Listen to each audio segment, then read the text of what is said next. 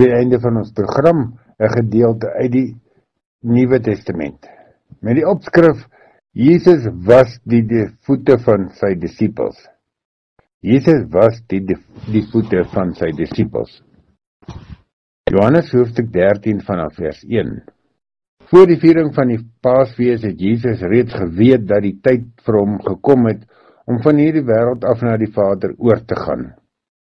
Hy het sy eie mense wat in die wêreld is, liefgehad.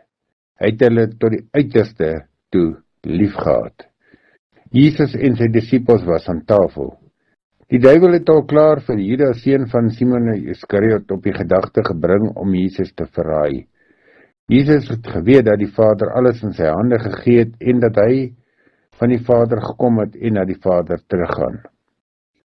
Toe het hy van die tafel af opgestaan, sy bokkleed uitgetrek en 'n handdoek gevat en om hom vasgemaak.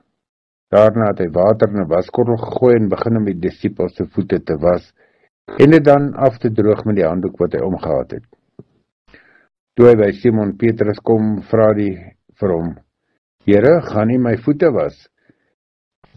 En Jesus antwoord hom: "Wat ek doen, begryp jy nie nou nie, maar later sal jy dit verstaan."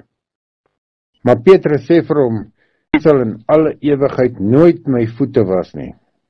Daarop sê Jesus vir hom: "As ek jou nie was nie, het jy nie deel aan my nie."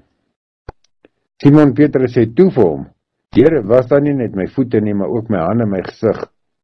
En Jesus sê vir hom: "Hy wat klaar gebad het, is heeltemal skoon. Hy hoef later niks meer as sy voete te was nie. En julle is nou skoon, maar nie almal nie."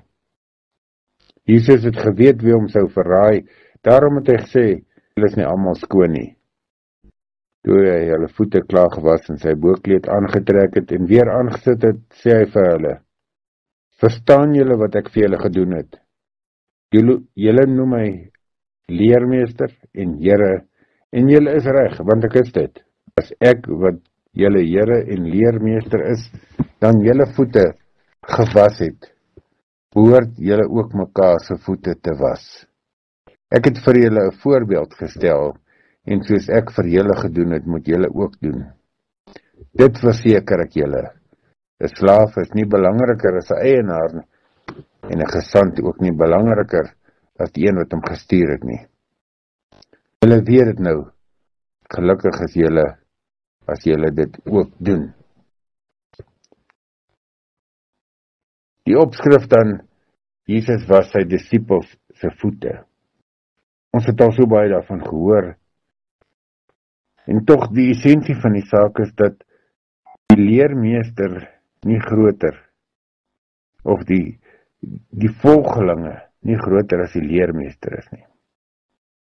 'n Slaaf is nie belangriker as 'n eienaar nie. Jesus leer vir ons dat hy wat genoem word rabbi en leermeester dit is, en dat hy 'n voorbeeld stel, nie net vir die disippels nie, maar ook vir ons, dat ons mekaar se voete moet was, dat ons mekaar moet dien. Ja, die nederigste werk vir ander mense moet en wil doen. Dit is tog so moeilik vir ons om daar te kom. Maar dit is nie asof die Here vra, ons moet dit dalk doen nie. Hy sê vir ons moet dit doen, want dit is sy voorbeeld. En ons weet dat as ons hom volg, dan volg ons hom op elke manier wat hy vir ons wys en leer. Begin dit oefen en doen, soos Jesus gedoen het. Kom ons wees bereid om ander se voete te was. Ja, baie keer gaan dit uitdagend wees, dit gaan moeilik wees, maar sekerlik wil ons nie die Here teleurstel nie. En daarom moet ons begin om hom ook in hierdie opsig deeglik te volg. Kom ons doen dit met mag en mening. En die Here los ons nie alleen nie, hy gee ook vir ons Heilige Gees om ons by te staan en bekwaam te maak. En daarom mag die genade van die Here Jesus Christus, die liefde van God en die gemeenskap van die Heilige Gees met elkeen van julle wees en bly tot in ewigheid. Amen.